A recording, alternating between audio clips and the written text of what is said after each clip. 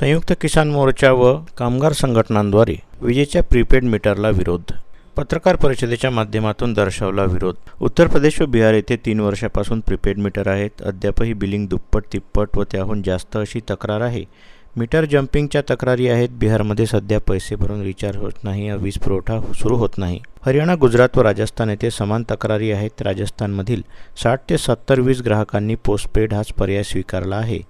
यावरील सर्व राज्यात व महाराष्ट्रात सर्वत्र तक्रारींची चळवळ सुरू आहे. खाजगी पुरवठादारांच्या यंत्रणेत काही बिघाड झाल्यास एकावेळी लाखो ग्राहकांचा वीज पुरवठा खंडित होऊ शकतो अथवा खात्यातील सर्व रक्कम अचानक संपून शिल्लक उणे होऊ शकते. हे उत्तर प्रदेश व बिहारमध्ये घडले आहे. इंटरनेट नसेल व अँड्रॉइड स्मार्टफोन नसेल व नेटवर्क नसेल अशा ठिकाणी रिचार्ज वेळेवर करता येणार नाही. अशा ग्राहकांना वारंवार डिस्कनेक्शनला तोंड द्यावं लागेल. बिलिंग पुरवठादारांच्या हातात राहणार आहे. चुकीचे बिल आले तर दुरुस्त कोण करणार आणि दरम्यान ग्राहकांनी अंधारात का आणि किती काळ काढायचे अशा अनेक प्रश्नांचा अद्याप खुलासा झालेला नाही. वीज कायदा 2003 मधील कलम 47(5) प्रमाणे मीटर प्रीपेड की पोस्टपेड याचा निर्णय करावयाचा संपूर्ण अधिकार ग्राहकांना आहे.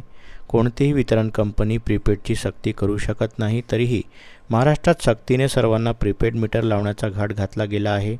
त्यामुळे सर्व ग्राहकांनी प्रीपेड मीटर नको असे वैयक्तिक अर्ज दाखल करणे आवश्यक आहे. प्रीपेड मीटर्स लावल्यानंतर महावितरण कंपनीमधील अकाउंट व बिलिंग विभागातील तसेच मीटर रीडिंग घेणे, बिल वाटणे, तत्सम आउटसोर्सिंगमधील एकूण अंदाजे 25,000 कर्मचारी व कामगार कायमचे बेकार होणार आहेत. म्हणजेच 1,25,000 लोकसंख्येसमोर उपासमारीचं संकट उभं होणार आहे. केंद्र सरकारच्या धोरणातून व आदेशातून सुरू झालेली ही वाटचाल म्हणजे वीज क्षेत्राच्या खाजगीकरणाची सुरुवात आहे.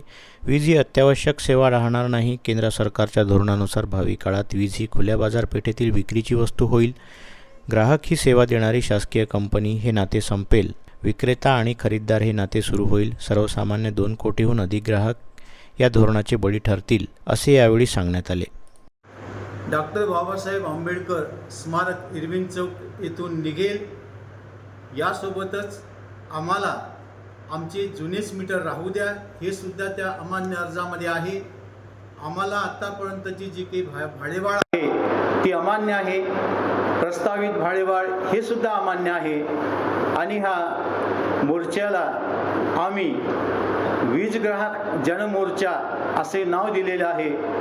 आणि हा वीज ग्राहक जनमोर्चा संपूर्ण अमरावती जिल्ह्याच्या 14ही तालुक्यामध्ये तो आपली भूमिका मांडायला जाणार आणि एक विशाल जनसागर 10 मार्चला या डॉक्टर बाबासाहेब आंबेडकर चौकामध्ये एकत्र येऊन हा MSEBच्या अधीक्षक अभियंत्याच्या कार्यालयावर जाणार.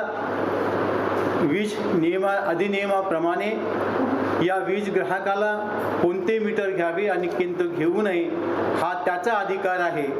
या अधिकारावर महावितरणने अतिक्रमण केलेलं आहे.